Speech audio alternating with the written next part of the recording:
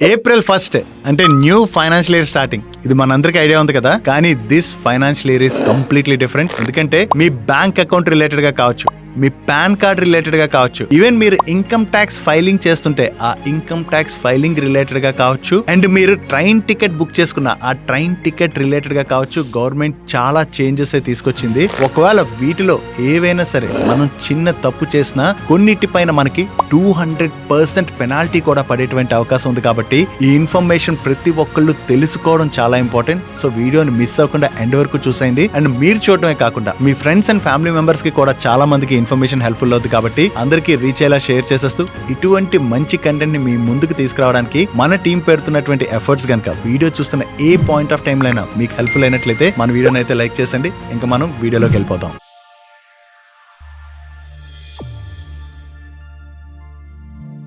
ముందుగా bank accounts and ATM withdrawals related గా RBI తీసుకొచ్చినటువంటి కీ చేంజెస్ గురించి అయితే తెలుసుకుందాం. ముందుగా basic savings bank deposit are zero balance account అంటాం కదా. ఈ అకౌంట్ రిలేటెడ్ గా ఉండేటువంటి ఫ్రీ సర్వీసెస్ ఏవైతే ఉంటాయో వీటిపైన చాలా లిమిట్స్ ఉండేవి. కానీ ఆర్బీఐ ఈ ఏప్రిల్ 1 నుంచి తీసుకొచ్చినటువంటి కీ చేంజెస్ లో భాగంగా ఈ జీరో బ్యాలెన్స్ అకౌంట్ ఎవరైతే వాడతారో వాళ్ళకి at least 4 free ATM withdrawal limit అయితే ఇవ్వాలి. అండ్ దీంతో పాటుగా మీరు బ్యాంక్ లోని క్యాష్ డిపాజిట్ చేసుకుంటున్నారనుకోండి, ప్రీవియస్ గా మీకు కొంత లిమిట్ ఉండేది. ఆ లిమిట్ దాటి మీరు గనక బ్యాంక్ లో క్యాష్ డిపాజిట్ చేస్తే ఖచ్చితంగా మీకు ఆ ట్రాన్సాక్షన్స్ పైన బ్యాంక్స్ ఛార్జెస్ వేసేవి. కానీ ఇప్పుడు మీకు అన్లిమిటెడ్ డిపాజిట్స్ అయితే ఇవ్వాలని చెప్పి ఆర్బీఐ కొత్త రూల్ పాస్ చేసింది.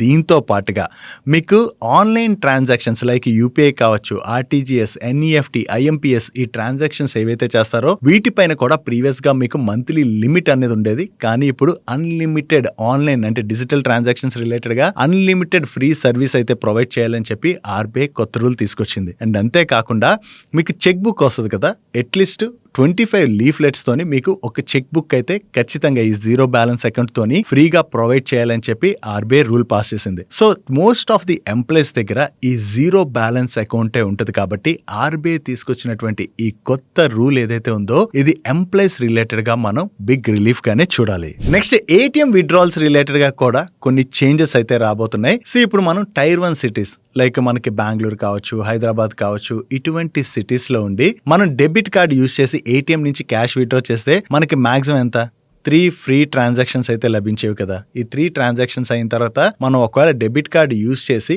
క్యాష్ కనుక విత్డ్రా చేసాం అనుకోండి మనకి ఛార్జెస్ పడేవి. అండ్ దీంతో పాటుగా చాలా మంది యూపీఐ యాప్స్ ని యూజ్ చేసి కూడా ఏటీఎం నుంచి క్యాష్ విత్డ్రా చేస్తున్నారు కదా. సో ఇప్పటి వరకు ఏంటంటే డెబిట్ కార్డ్ నుంచి cash transactions and UPI cash transactions ఈ రెండింటిని కూడా బ్యాంక్ సెపరేట్ గా చూసేవి, రెండింటిని కలిపి చూసేవి కాదు. కానీ ఈ ఏప్రిల్ 1 నుంచి చాలా బ్యాంక్స్ ఏం చేయబోతున్నాయంటే మీరు డెబిట్ కార్డ్ యూజ్ చేసి ఏటీఎం నుంచి క్యాష్ విత్డ్రా చేసిన, యూపీఐ యాప్ యూజ్ చేసి ఏటీఎం నుంచి క్యాష్ విత్డ్రా చేసిన దాన్ని 1 ట్రాన్సాక్షన్ కింద కౌంట్ చేసేబోతున్నారు. అంటే ఒకవేళ మీరు టైర్ 1 సిటీస్ లో ఉంటే మీకు 3 ఫ్రీ ట్రాన్సాక్షన్స్ వస్తున్నాయి కదా. ఈ 3 ఫ్రీ ట్రాన్సాక్షన్స్ లోని ఎగ్జాంపుల్ గా మనం మాట్లాడుకోవాలంటే ఎవరైనా డెబిట్ కార్డ్ నుంచి 2 ట్రాన్సాక్షన్స్ చేసి యూపీఐ యాప్ యూజ్ చేసి ఏటీఎం నుంచి ఒక ట్రాన్సాక్షన్ చేశారనుకోండి మీ 3 ట్రాన్సాక్షన్ లిమిట్ అన్నది అయిపోతుంది. దాని తర్వాత మీరు డెబిట్ కార్డ్ యూజ్ చేసి మీరు ఏటీఎం నుంచి క్యాష్ విత్డ్రా చేసినా, యూపీఐ యాప్ యూజ్ చేసి ఏటీఎం నుంచి క్యాష్ విత్డ్రా చేసినా కూడా మీకు per transaction 23 rupees plus taxes కింద ఛార్జెస్ అయితే పడనున్నాయి. సో ఇదైతే గుర్తుపెట్టుకోవాలి. దీంతో పాటుగా government of India digital transactions ని ఎంకరేజ్ చేసేందుకు గాను ఇప్పుడు ఏం చేయబోతుందంటే మీ డెబిట్ కార్డ్ ఉంటది కదా, ఈ డెబిట్ కార్డ్ పైన డైలీ విత్డ్రాల్ లిమిట్ ఏదైతే ఉందో వాటిని అయితే రెడ్యూస్ చేయబోతున్నారు. దీనిలో భాగంగా స్టార్టింగ్ ఇప్పటి నుంచి అయితే పంజాబ్ నేషనల్ బ్యాంక్ వాళ్ళు వాళ్ళకి చెందినటువంటి చాలా రకాల డెబిట్ కార్డ్స్ పైన డైలీ క్యాష్ విత్డ్రాల్ లిమిట్ ని 1 లాక్ నుంచి 50,000 కి తగ్గిస్తున్నట్లయితే ప్రీమియం కార్డ్స్ పైన డైలీ క్యాష్ ట్రాన్సాక్షన్ లిమిట్ ని 1,50,000 అంటే 1,50,000 నుంచి 75,000కి తగ్గించేస్తుంది. అంటే 50% వరకు లిమిట్ ని అయితే రెడ్యూస్ చేస్తున్నారు. ఒక బ్యాంక్ ఈ విధమైన స్టెప్ తీసుకుందంటే చాలా బ్యాంక్స్ ఇటువంటి ఫుడ్ స్టెప్స్ ని ఫాలో అయ్యి మీ debit card daily transaction limit ని తగ్గించేటువంటి అవకాశం అయితే డెఫినెట్ గా ఉన్నది. నెక్స్ట్ డిజిటల్ ఫ్రాడ్స్ అనేవి మన కంట్రీలో భయంకరంగా పెరిగిపోతున్నాయి కదా. సో వీటిని తగ్గించడానికి ఆర్బీఐ 2 ఫ్యాక్టర్ ఆథెంటికేషన్ అయితే మ్యాండేటరీ చేస్తుంది. మనం ఇప్పుడు యూపీఐ యాప్స్ వాడుతున్నాం అనుకోండి, ఎగ్జాంపుల్ గా మాట్లాడుకోవాలంటే ఆ యాప్ ఓపెన్ చేసినప్పుడు మనం ఒక పాస్వర్డ్ ఎంటర్ చేస్తాం, మళ్ళీ అలాగే మనం ట్రాన్సాక్షన్ చేసేటప్పుడు మరొక పాస్వర్డ్ అయితే ఎంటర్ చేస్తాం కదా. ఇలాగే మీరు నెట్ బ్యాంకింగ్ యూజ్ చేసి ఏదైనా ఆన్లైన్ ట్రాన్సాక్షన్స్ చేస్తున్నట్లయితే 2 ఫ్యాక్టర్ ఆథెంటికేషన్ లైక్ మీ ఫింగర్ ప్రింట్ యూస్ చేయడం అండ్ అలాగే ఓటీపీని ఎంటర్ చేయడం, ఇటువంటి 2 ఫ్యాక్టర్ ఆథెంటికేషన్ అయితే ఆర్బీఐ మ్యాండేటరీ చేస్తుంది. దీని ద్వారా ఫ్యూచర్ లోని కొంతవరకు డిజిటల్ ఫ్రాడ్స్ అయితే తగ్గేటువంటి ఆస్కారం అయితే ఉన్నది. నెక్స్ట్ పాన్ కార్డ్ రిలేటెడ్ గా కూడా భారీ మార్పులే రాబోతున్నాయి. వాటిని తెలుసుకునే ముందు దానికన్నా ఇంపార్టెంట్ థింగ్, రీసెంట్ గా government of India term and అలాగే హెల్త్ ఇన్సూరెన్స్ పైన జిఎస్టీని 0% చేసింది కదా. దాంతోని ఈ ఇన్సూరెన్స్ ప్రీమియమ్స్ అయితే చాలా తగ్గాయి. కానీ ఇప్పుడు ఈ ఏప్రిల్ నుంచి most of the life and term insurance companies వాళ్ళ ప్రీమియమ్స్ అయితే పెంచబోతున్నట్టుగా అప్డేట్స్ వస్తున్నాయి. సో ఈ ప్రీమియం పెరిగిన తర్వాత ఒకవేళ మీరు గనక ఇన్సూరెన్స్ తీసుకున్నారనుకోండి, లైఫ్ లాంగ్ ఆ పెరిగినటువంటి ప్రీమియం అయితే పే చేయాల్సి వస్తుంది. అండ్ అంతేకాకుండా ఒక ఫ్యామిలీలోని ఎర్న్ చేస్తున్నటువంటి వ్యక్తికి టర్మ్ ఇన్సూరెన్స్ ఉండడం అనేది మ్యాండేటరీ. ఎందుకంటే ఒకవేళ ఆ వ్యక్తికి ఏదైనా అనుకోని ప్రమాదం జరిగి చనిపోయారనుకోండి, ఆ ఫ్యామిలీ మొత్తం ఫైనాన్షియల్ ఎంత స్ట్రగుల్ అవుద్ది. సో అలా స్ట్రగుల్ అవ్వకుండా ఉండాలంటే అట్లీస్ట్ ఆ వ్యక్తికి ఒక ₹1,00,00,000 టర్మ్ ఇన్సూరెన్స్ ఉందనుకోండి, అతను చనిపోయినా ఆ ఫ్యామిలీకి అట్లీస్ట్ ఆ ₹1,00,00,000 వస్తాయి. కాబట్టి ఆ ఫ్యామిలీకి ఫైనాన్షియల్ సెక్యూరిటీ అనేది లభిస్తుంది. సో అందుకని ప్రతి ఒక్కరికి కూడా మ్యాండేటరీగా టర్మ్ ఇన్సూరెన్స్ అన్నది ఉండాలి. సో మీకు టర్మ్ ఇన్సూరెన్స్ ఇప్పటికీ లేకపోతే వెంటనే తీసుకోండి. సో ఒక మంచి టర్మ్ ఇన్సూరెన్స్ ఎలా సెలెక్ట్ చేసుకోవాలి, దీని రిలేటెడ్ గా చాలా డౌట్స్ ఉంటాయి కదా. సో ఆ డౌట్స్ క్లియర్ చేసుకోవడానికి మీరు డిటో ప్లాట్ఫామ్ లోని మీ కంఫర్టబుల్ టైం చూసి కాల్ బుక్ చేసుకున్నారనుకోండి, వాళ్ళ అడ్వైజర్ మీకు కాల్ చేసి టర్మ్ ఇన్సూరెన్స్ రిలేటెడ్ గా ఉన్న అన్ని డౌట్స్ కూడా మీకు క్లియర్ చేస్తారు. అండ్ తెలుగులోనే వాళ్ళ అడ్వైజర్ కూడా మీకు కంప్లీట్ ఇన్ఫర్మేషన్ అయితే ప్రొవైడ్ చేస్తారు. సో ఆ డౌట్స్ క్లియర్ అయిన తర్వాత మీరు ఫర్దర్ గా ప్రొసీడ్ అవ్వాలంటే అవ్వచ్చు, లేకపోతే లేదు. బట్ మ్యాండేటరీగా టర్మ్ ఇన్సూరెన్స్ ఉండాలి. అండ్ అంతేకాకుండా ఈ డిటో వాళ్ళు మీరు వన్స్ కాల్ బుక్ చేసుకున్నాక 100 సార్లు మీకు కాల్ చేసి విసిగించరు. అండ్ క్లెయిమ్ టైంలో కూడా మీకు వీళ్ళ సైడ్ నుంచి సపోర్ట్ అన్నది లభిస్తుంది. సో మీరు ఇప్పటికీ టర్మ్ ఇన్సూరెన్స్ తీసుకోకపోతే వెంటనే తీసుకోండి. డిటో యొక్క లింక్ ఈ వీడియో డిస్క్రిప్షన్ లోను కింద కామెంట్ సెక్షన్ లో ఫస్ట్ కామెంట్ లోను పిన్ చేసి ఉంచుతాను. నెక్స్ట్ పాన్ కార్డ్ రిలేటెడ్ గా ఈ ఏప్రిల్ 1 నుంచి వస్తున్నటువంటి కీ చేంజెస్ గురించి మనం ఇప్పుడు తెలుసుకుందాం. ఫస్ట్ థింగ్, మనం బ్యాంక్ లోని క్యాష్ డిపాజిట్ చేస్తున్నాం అనుకోండి, ఇప్పటి వరకు మనకి లిమిట్ ఎంత ఉండేది, పర్ డే మనం మాక్సిమం వితౌట్ పాన్ ₹50,000 వరకు డిపాజిట్ చేసుకోవచ్చు. దీన్ని ఇప్పుడు కొంత చేంజ్ చేశారు. మీరు ఎంటైర్ ఫైనాన్షియల్ ఇయర్ అంటే ఏప్రిల్ 1 నుంచి మార్చ్ 31 ఈ ఎంటైర్ ఫైనాన్షియల్ ఇయర్ లోని మీరు మీ బ్యాంక్ అకౌంట్ లోని వితౌట్ పాన్ కార్డ్ మాక్సిమం ₹10,00,000 వరకు క్యాష్ లో డిపాజిట్ చేసుకోవచ్చు. ఈ 10 లక్షలు దాటినట్లయితే మీ పాన్ సబ్మిట్ చేయాలి. అండ్ సబ్మిట్ చేయడమే కాకుండా ఒక్కోసారి ఇన్కమ్ ట్యాక్స్ డిపార్ట్మెంట్ మీరు అంత క్యాష్ ఎక్కడి నుంచి తీసుకొచ్చి డిపాజిట్ చేశారని చెప్పి మిమ్మల్ని క్వశ్చన్ చేసేటువంటి అవకాశం ఉంది. ఆ క్వశ్చన్ చేసినప్పుడు మీరు కరెక్ట్ ప్రూఫ్స్ ని కనుక ఇన్కమ్ ట్యాక్స్ డిపార్ట్మెంట్ కి సబ్మిట్ చేయగలిసినట్లయితే నో ప్రాబ్లం. అలా కాకుండా మీరు ఆ టైంలో ప్రూఫ్స్ అవి కరెక్ట్ గా సబ్మిట్ చేయలేకపోయినట్లయితే మీ పైన పెనాల్టీ పడేటువంటి అవకాశం అయితే ఉంది. దీంతో పాటుగా సెకండ్ వన్, మీరు హోటల్స్ లో బిల్స్ పే చేస్తుంటారు కదా. ఈ హోటల్స్ లో బిల్ పే చేసేటప్పుడు ప్రీవియస్ గా మీకు మాక్సిమం ₹50,000 వరకు క్యాష్ లోని మీరు హోటల్ బిల్ పే చేసుకోవచ్చు. అది కూడా పాన్ కార్డ్ సబ్మిట్ చేయకుండా. ఆ లిమిట్ ని ఇప్పుడు ₹1,00,000 కి పెంచారు. అంటే ఇక పైన మీరు హోటల్లో ఏదైనా ఫంక్షన్ చేసుకుని ఒకవేళ క్యాష్ లో మీరు ఆ బిల్ పే చేయాలనుకున్నట్లయితే ₹1,00,000 వరకు మీరు పాన్ సబ్మిట్ చేయకుండానే ఆ బిల్ అయితే పే చేసుకోవచ్చు. థర్డ్ వన్, మీరు వెహికల్స్ కొనుంటారు కదా. ఈ వెహికల్స్ కొనేటప్పుడు లైక్ బైక్ కావచ్చు, కార్ కావచ్చు, ఇక పైన మీరు ఏదైనా వెహికల్ కొంటున్నారనుకోండి, ఆ వెహికల్ కాస్ట్ ₹5,00,000 దాటినట్లయితే ఖచ్చితంగా మీరు పాన్ కార్డ్ అన్నది సబ్మిట్ చేయవలసి ఉన్నది. ఫోర్త్, మీరు ప్రాపర్టీస్ కొనేటప్పుడు ప్రీవియస్ గా ప్రాపర్టీ కొనేటప్పుడు మీరు మాక్సిమం ₹10,00,000 వరకు క్యాష్ లో అయితే మీరు ప్రాపర్టీని కొనుక్కోవచ్చు. అప్పుడైతే మీరు పాన్ అయితే సబ్మిట్ చేయాల్సినటువంటి అవసరం ఉండేది కాదు. ఆ లిమిట్ ని ఇప్పుడు ₹20,00,000 పెంచడం జరిగింది.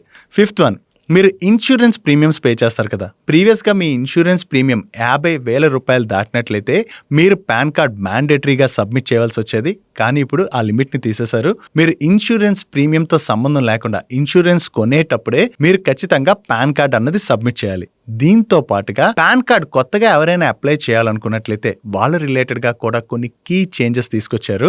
ప్రీవియస్ గా మీరు కొత్తగా పాన్ కార్డ్ అప్లై చేసినట్లయితే మీరు జస్ట్ ఆధార్ కార్డ్ సబ్మిట్ చేస్తే సరిపోయేది. కానీ ఇప్పుడు 2 డాక్యుమెంట్స్ అంటే ఆధార్ తో పాటుగా మరొక డాక్యుమెంట్ కూడా మీరు ఖచ్చితంగా సబ్మిట్ చేయాలి. అందులో మీరు చూసినట్లయితే మీ 10th క్లాస్ సర్టిఫికేట్ కావచ్చు, అండ్ అలాగే మీ బర్త్ సర్టిఫికేట్ కావచ్చు, అండ్ పాస్పోర్ట్ కావచ్చు, ఓటర్ ఐడి కావచ్చు, ఇటువంటివి ఏవైనా మీ ఆధార్ కార్డుతో పాటు సబ్మిట్ చేసినట్లయితేనే మీకు పాన్ కార్డ్ అన్నది వస్తుంది. అండ్ అంతేకాకుండా మీరు సబ్మిట్ చేసేటప్పుడు మీ ఆధార్ కార్డులోని పాన్ కార్డులోని సేమ్ నేమే ఉండాలి. అంటే ఫర్ ఎగ్జాంపుల్ మీ పేరు సురేష్ కుమార్ అని చెప్పి ఆధార్లో ఉందనుకోండి, పాన్ లో కూడా సురేష్ కుమార్ అనే ఉండాలి. అప్పుడే మీకు పాన్ అన్నది అప్రూవ్ అవుతుంది. అలా కాకుండా ఆధార్లో సురేష్ కుమార్ ఉండి ఇక్కడ సురేష్ అని ఇచ్చారనుకోండి, పాన్ కార్డ్ అన్నది అప్రూవ్ అవ్వదు. ఒకవేళ మీకు ఆల్రెడీ పాన్ కార్డు ఉండి మీ పాన్ లోని ఆధార్ లోని పేరు డిఫరెన్స్ ఉన్నదనుకోండి, ఫస్ట్ మీ ఆధార్ కార్డ్ లోని పేరు చేంజ్ చేసుకుని దాని తర్వాత పాన్ లోని ఆ పేరుని అయితే మీరు అప్డేట్ చేసుకోవాల్సినటువంటి అవసరం అయితే ఉన్నది. నెక్స్ట్ ఇన్కమ్ ట్యాక్స్ ఫైల్ చేసే వాళ్ళు రిలేటెడ్ గా కొన్ని కీ చేంజెస్ ఉన్నాయి. దీనిలో మెయిన్లీ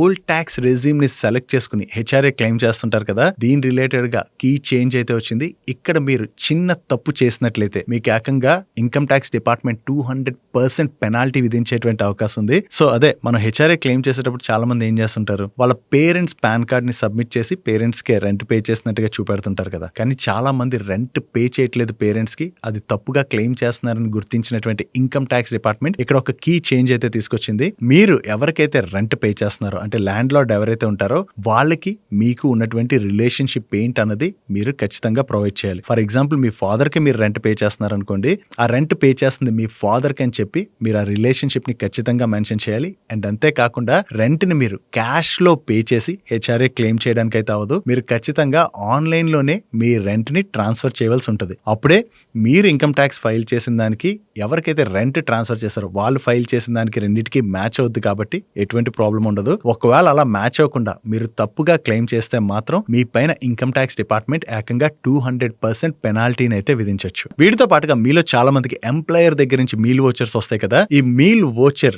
లిమిట్ ఏదైతే ఉందో దాన్ని ఇప్పుడు పెంచారు. ప్రీవియస్ గా మీకు పెర్ మీల్ 50 రూపీస్ వరకు కూడా వోచర్ ఇచ్చేటువంటి వెసులుబాటు ఉండేది. అంటే పెర్ డే మీకు 2 మీల్స్ అనుకోండి 100 రూపీస్. సో 100 రూపీస్ ప్రకారం మీరు క్యాలిక్యులేట్ చేసినట్లయితే పెర్ మంత్ మీకు 2200 వరకు కూడా ఆ ట్యాక్స్ ఎగ్జంప్షన్ బెనిఫిట్ అన్నది లభించేది.